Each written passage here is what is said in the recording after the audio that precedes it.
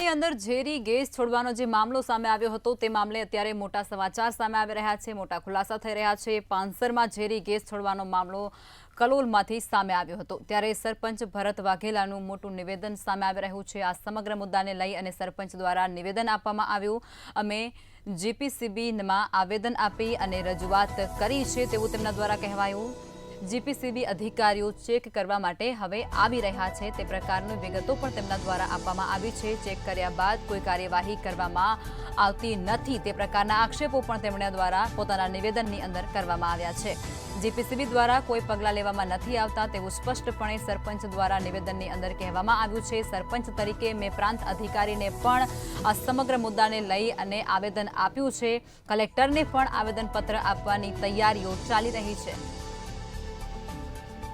GPCB ને પણ આવેદન આલેલું છે એમને અને કંપનીઓમાં જઈને પણ કીધેલું છે, છતાં પણ કોઈ કાર્યવાહી કરવામાં આવતી નથી।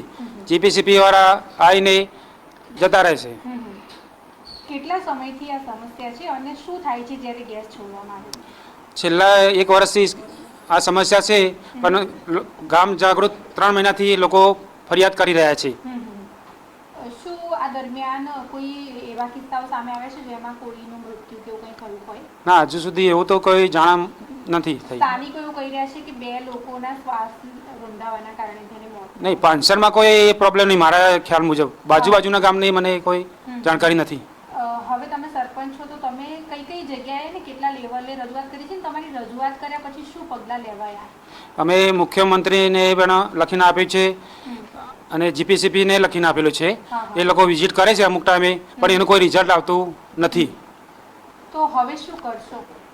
હવે અમે એવું લાગશે તો આ ઉપવાસ કલેક્ટરને આવેદનપત્ર આપીશું। ક્યારે? હજુ અમે ગામ જવાનું અને અમે બધા ભેગા મળીને વાત કરીને કોઈ તારીખ નક્કી કરીશું।